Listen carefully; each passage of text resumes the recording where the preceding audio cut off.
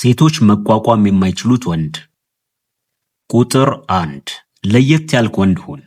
ውስጣዊ ማንነትህን ገንባና ከየትኛውም ወንድ የተሻልክ ሆነህ ተገኝ። ይህንንም ለማረጋገጥ የማንንም ይሁንታ መጠበቅ የለብህም። ራስን ስትንከባከብ እንዲሁም ወደፊት ልታሳካው የምትፈልገው የጠራ ግብ ሲኖርህ በየትኛውም ሴት ዘንድ የተሻልክ ወንድ ሆነህ መታየት ትጀምራለህ።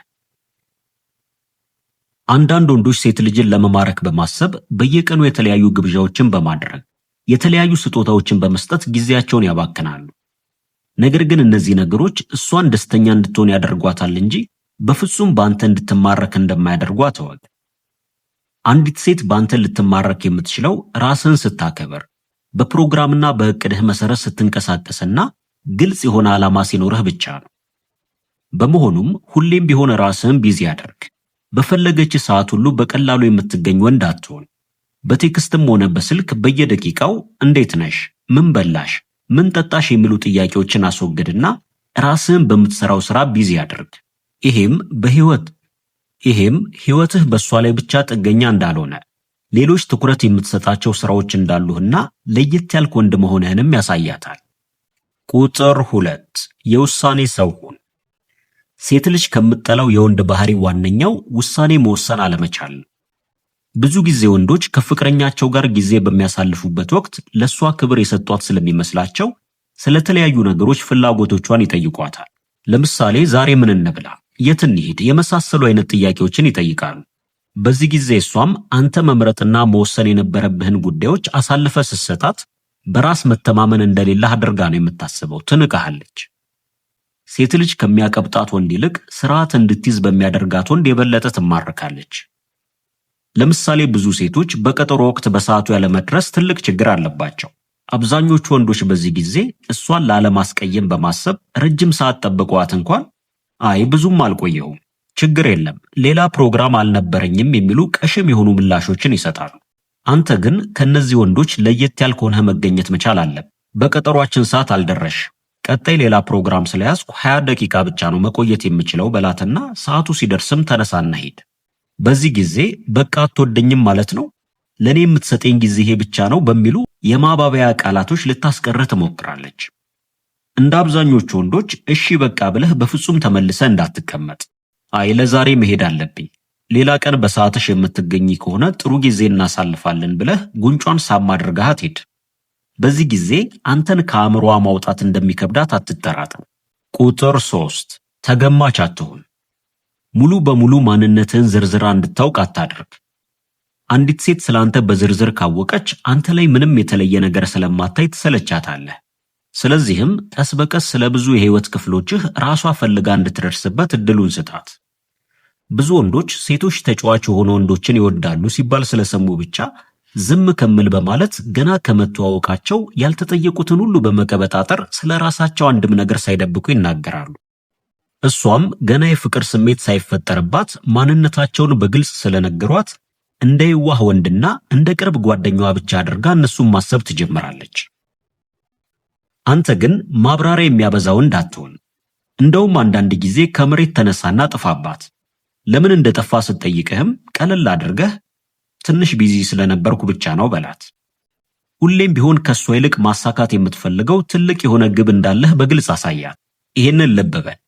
ግብህን ትተህ ሴት ልጅን ማሳደድ ላይ ትኩረትህን ካደረግ በእርግጠኝነት ሁለቱንም እንደምታጣ አትጠራጠር።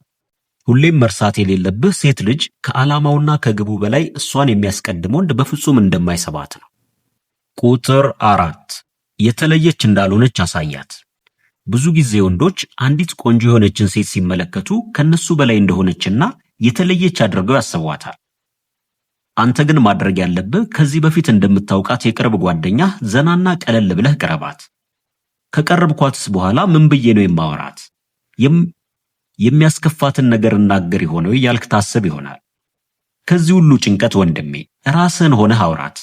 ምንም የተለየ ነገር እንደሌላት እርግጠኛው። ምክንያቱም አንተ እሷን ለማሳቅና ለማዝናናት የተቀጠርክ አጫዋቹ አይደለም። የመሰለህን ነገር ማውራት መብትህ ነው።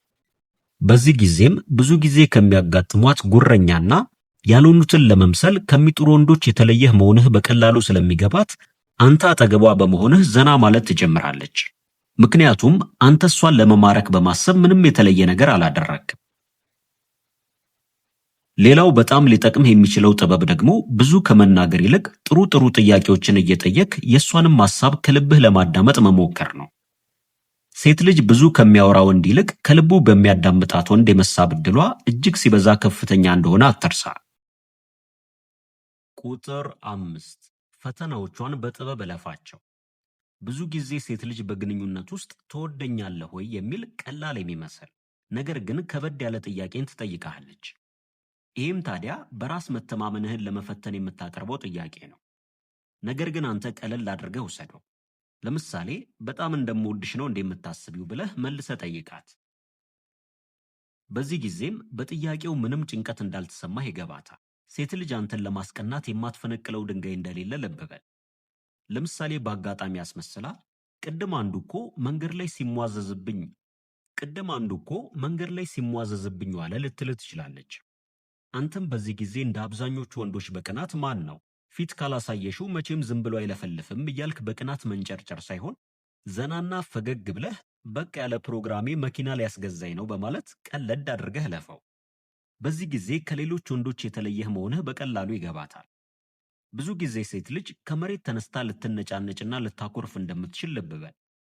ይህንን የምታደርገው የተረጋጋህና የማትደናገጥ ወንድ መሆንህን ለማወቅ ብላ ነው። በዚህ ጊዜም ምላሽ ከመስጠትና ነገሩን ከማባባስ ይልቅ ረጋ ብለህ ይህ ስሜቷ እስኪያልፍላት መጠበቅ ብቻ ይኖርብሃል። ቁጥር 6 ድብቅ ሁን። አንዲት ሴት የፈለገ ብዙ ወንዶች የሚጋደሉላት ብትሆንም እንኳን አንድ ወንድ እንዳልፈለጋት ከተሰማት ከሌሎች ወንዶች በተለየ እሱ ላይ ትኩረት ማድረጉ አይቀርም። አንተም ታዲያ እንደማትፈልጋት በማሳየት ከሌሎች ወንዶች የተለየህ መሆንህን አሳያት። ሴት ልጅን ከሚማርኳት የወንድ ባህሪያት ውስጥ ድብቅነት አንዱ ነው። ገና ከመተዋወቃችሁ እንደወደድካትና እንደማረከችህ በቀላሉ አታሳይ። ይወደኛል ወይንስ አይወደኝም በማለት አእምሯ ስላንተ እያሰበ በሄደ ቁጥር ሳታስበው ለአንተ ያላት ፍላጎት የበለጠ እየጨመረ ነው የሚመጣው። እንዲሁም የማይመቹህን ባህሪዎቿንም በግልጽ ንገራት። ሴት ልጅ የምትፈልገው ወይንም ስሜቷን የሚይዘው ወንድ ያለችውን ሁሉ የሚስማማ ሳይሆን የራሱ ሐሳብና አመለካከት ያለውን ነው። መቼም ቢሆን በምትሰነዝራቸው ቃላት ወይንም እሷ በምታሳይህ ባህሪዎች በፍጹም ስሜታዊ እንዳትሆን ተጠንቀቅ። አንዳንድ ወንዶች የግል ጉዳዮቻቸውን አሊያም የሚያጋጥሟቸውን ችግሮች በእንባ ጭምር ለሴት ልጅ ያስረዳሉ። ይሄ ግን የወንድ ባህሪ እንዳልሆነ ልብ በል። ሌላው ደግሞ በፍጹም እንዳትንቅህ ጥንቃቄ አድርግ። ከምትንቅህ ሴት ጋር ግንኙነትን ለማቋረጥም ምንም አይነት ፍርሃት ሊሰማህ አይገባም። ይህንን ስታደርግ ለአንተ ያላት ፍቅርና አክብሮት ከምታስበው በላይ እንደሚጨምር እርግጠኛ ሁን። ውድ ቤተሰቦቻችን ለዛሬ የነበረንን ዝግጅት በዚህ አበቃን።